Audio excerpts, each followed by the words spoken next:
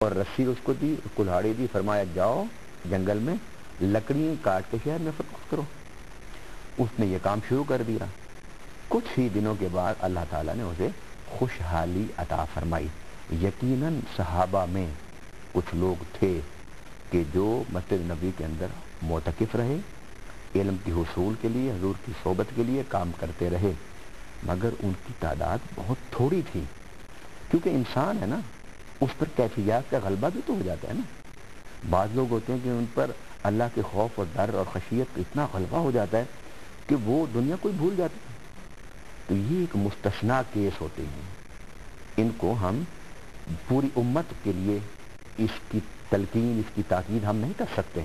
پوری امت کے لیے تعلیم اور تاکید اسی راستے کی ہوگی کہ جس راستے کی تاکید اور تعلیم نبی پاک صلی اللہ علیہ وسلم نے ہمیں دی، اور حضور صلی اللہ علیہ وسلم کے اس عمل مبارک سے یہ بات پتہ چلتی ہے کہ محنت، کوشش، جدوجہد کر کے رزق کمانا اور خود کھانا، اپنے بوڑھے ماں باپ اور بچوں کو کھلانا، یہ در حقیقت سنت رسول اور حضور صلی اللہ علیہ وسلم کا راستہ ہے۔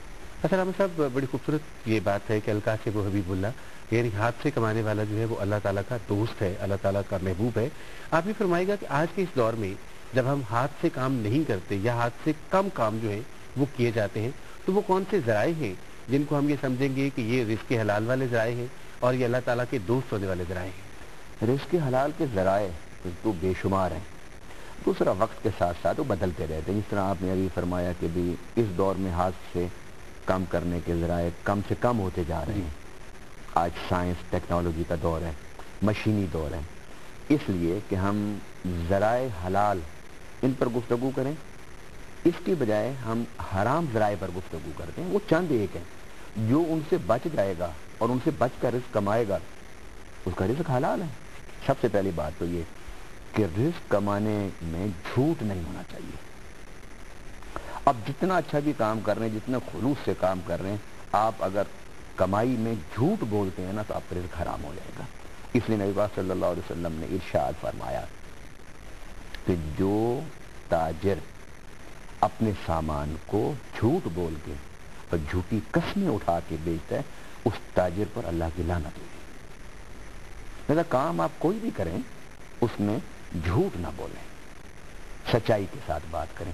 اور میرے آقا صلی اللہ علیہ وسلم کے ارشاد گرامی التاجر المصدوق، کہ جو تاجر سچ بولتا ہے وہ قیامت کے دن اللہ کے نبیوں اور شہیدوں کے ساتھ اٹھے گا۔ اتنا بڑا مقام ہے۔ لہذا پہلی بات جھوٹ چھوڑنا چاہیے تجارت میں۔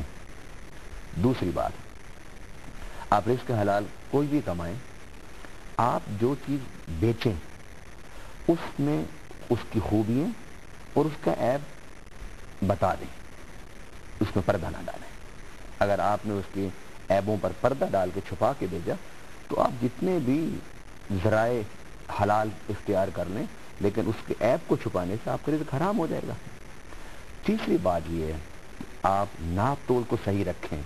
آپ لیتے ہوئے تو پیمانہ کھڑا کر کے لیتے ہیں اور دیتے ہوئے آپ کم کر کے دیتے ہیں، اس کو بھی نہیں کرنا چاہیے۔ آپ اگر کوئی چیز تیار کر رہے ہیں تو اس میں آپ کو ملاوٹ نہیں کرنی چاہیے۔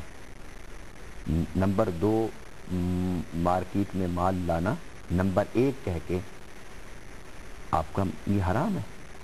اسی طریقے سے آپ اگر کوئی کام کرتے ہیں یا کسی ملازمت کرتے ہیں یا کہیں فیکٹری میں کام کرتے ہیں یا کسی ادارے میں کام کرتے ہیں، وہاں آپ رشوت لیتے ہیں، تو رشوت لینے سے آپ کا جتنا وہ تنخواہ ہے نا اور جتنا آپ مراعات لے رہے ہیں اس ادارے سے، وہ بھی حرام ہو جائیں گے۔ یعنی کہ رشوت ہی حرام ہے، بلکہ اس تنخواہ کے ساتھ جب آپ رشوت کو ملائیں گے وہ بھی حرام ہو جائے گا۔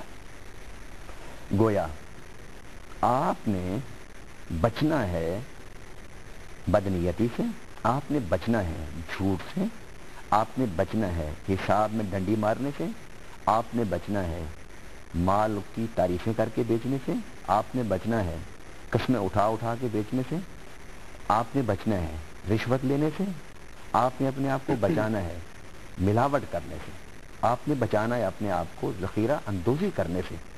जब ये अंसर शामिल हो जाएं तो वो चीज़ हराम हो जाती है। बज़ाहिर वो आपको जितनी भी